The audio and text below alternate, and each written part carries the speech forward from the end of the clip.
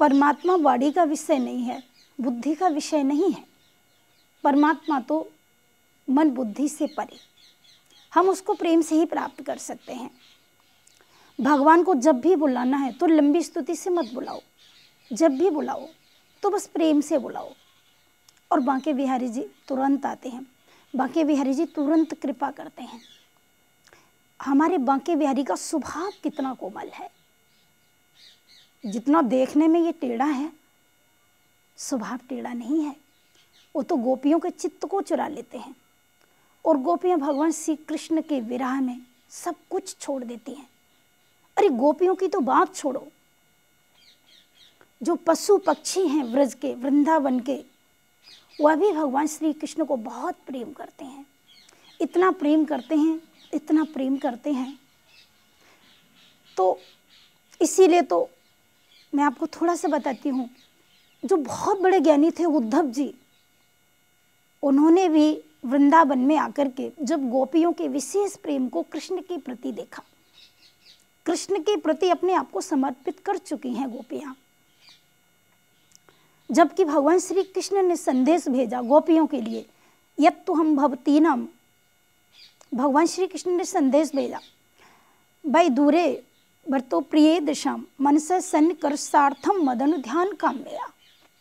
गोपियों, भगवान श्री कृष्ण पत्र में लिखकर भेजते हैं कि मैं तुम्हारी नेत्रों का ध्रुव तारा हूँ, मैं तुमसे कभी दूर नहीं हो सकता, तुम मेरा अनुभव करो, तुम मुझे अपने पास ही देखो, मैं सदा तुम्हारे पास हूँ, मैं कभी तुमको छोड़ के दूर नहीं जा सकता। ऐसे भगवान ने कहा है। तो वहाँ पर उद्धव जी ने जब गोपियों का विशेष प्रेम देखा तो इतना बड़ा पंडित, इतना बड़ा ज्ञानी उद्धव, उस उद्धव ने बस यही मांगा, वंदे नंद ब्रजस्त्रीणाम पाद रेणुम अभीष्णशः यासाम हर कथोद्गीतम पुनाति भुवनत्रियम। उद्धव जी को लगा कि मैं भगवान श्री कृष्ण के चरण तो रोज ही वंदन करता हूँ, चरणों में प्रणाम करता हूँ, पर आज मैं कितना सौभाग्यशाली हूँ जिन कृष्ण के चरणों को गोपियाँ प्रेम करती हैं। आज मैं कृष्ण के चरणों में प्रणाम नहीं करना चाहता, आज मेरा मन करता है कि मैं गोपियों के चरणों को प्रणाम करूं। जिनको इतना प्रेम गोपियां करती हैं, वो गोपियां कितनी महान हैं। तो आज उद्धव जी को लगा मैं गोपियों के चरणों को प्रणाम कर लूं। फिर उद्धव सोचते हैं कि नहीं नहीं, मैं इन गोपियों के चरणों को प्रणाम करने योग्य भी नहीं हूँ, मैं इतना भाग्यशाली नहीं हूँ, मैंने ऐसा कोई पुण्य नहीं किया है कि मैं गोपियों के चरणों को भी प्रणाम कर लूँ। तो उद्धव कहते हैं बस मुझे तो प्रभु इतना ही दो, वंदे नंद व्रजस्त्रीणाम पाद रेणुम विष्णशः। मुझे तो व्रज की रज को प्रणाम करना है, मुझे तो वृंदावन की धूल को अपने माथे से लगाना है, और व्रज रज यदि मेरे माथे से लग जाएगी, यदि मैं इसको अपने सिर पर चढ़ा लूँगा तो मेरा कल्याण हो जाएगा, अवश्य हो जाएगा।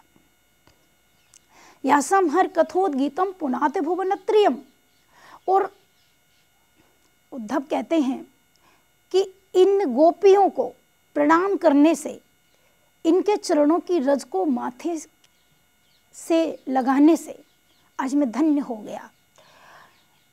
ये भगवान श्री कृष्ण को इतना प्रेम करते हैं, आज त्रिभुवन में गोपियों की प्रशंसा हो रही है। बड़ी बड़ी देवियाँ, बड़े बड़े देवता गोपियों को वंदन करते हैं, गोपियों को प्रणाम करते हैं, और वो गोपी भाव भगवान से मांगते हैं कि जैसे गोपियाँ आपको प्रेम करती हैं वैसा ही प्रेम मुझे प्राप्त हो जाए आपका, एक बार हमें भी वृंदावन की गोपी बनाओ। तो उद्धव जी तो यहाँ तक कहते हैं कि यदि मैं मनुष्य बनूं तो मैं ग्वाला बन जाऊं ब्रज में। मानुस हो तो वही रसखान बसो ब्रज गोकुल गांव के ग्वारन। यदि मैं मनुष्य बनूं तो मैं ब्रज का ग्वाला बन जाऊं, बसो ब्रज गोकुल गांव के ग्वारन। जो खग हो तो बसेरो करो मिल कालिंदी कूल कदम्ब की डारन। हे कृष्ण, कदाचित यदि मैं पक्षी बन जाऊं तो मुझे कोई चिंता नहीं, पर बनूं वृंदावन में, जहां पर कल कल निनादनी पावन यमुना जी बहती हैं। यमुना जी के किनारे कदम की वृक्ष, कदम की डाली पर मैं बैठूं पक्षी बनकर, और जब मेरा कृष्ण गऊओं को चराने के लिए ब्रज में यमुना जी के किनारे आए तो मैं उसका दर्शन करूं पक्षी बन करके। पर मुझे कृष्ण का दर्शन होना चाहिए। मैं पक्षी बन जाऊं पर बनूं कहाँ का? ब्रज का।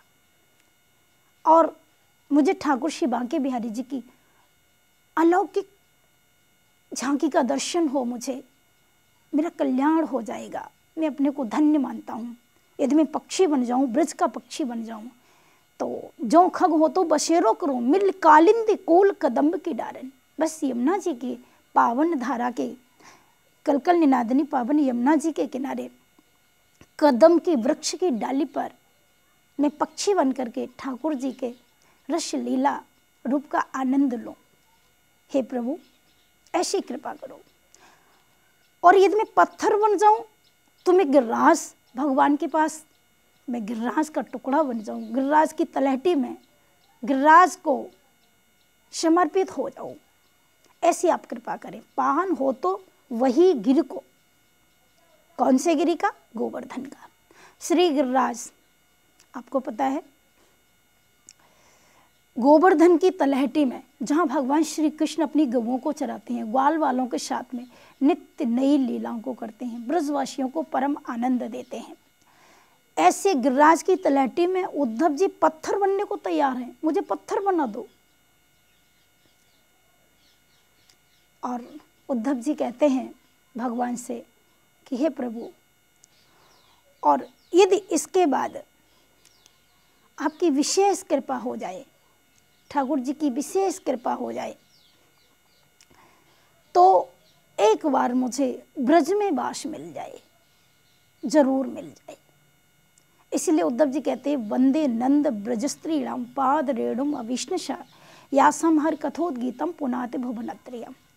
मैं वृंदावन में मुझे वास मिले, मुझे ब्रज रज का दर्शन हो, मुझे ब्रज रज का स्पर्श हो।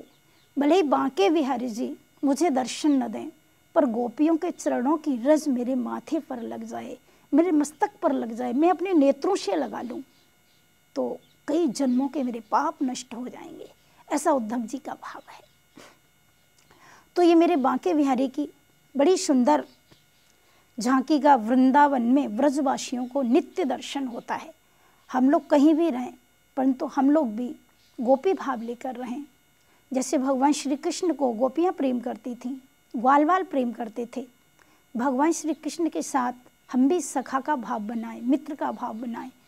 और जैसे गोपियों ने अपने स्वामी का, अपने प्राणेश्वर का, पति का भाव जो बनाया था, ऐसे हम भी अपने आप को गोपी भाव दे करके भगवान श्री कृष्ण के चरणों में समर्पित कर दें, तो कल्याण हो जाए। तो हम लोग ऐसे श्री बांके बिहारी जी के चरणों में प्रणाम करते हैं। बांके बिहारी जी हमारे ऊपर कृपा करें। मेरा सभी से निवेदन है, आप लोग वृंदावन में ज़रूर आइए। अभी तो कोरोना का काल चल रहा है, फिर भी मुझे लगता है कि जहाँ पर बांके बिहारी जी की कृपा है, हमारे व्रज में, हमारे वृंदावन में कभी कोरोना नहीं आएगा। क्यों?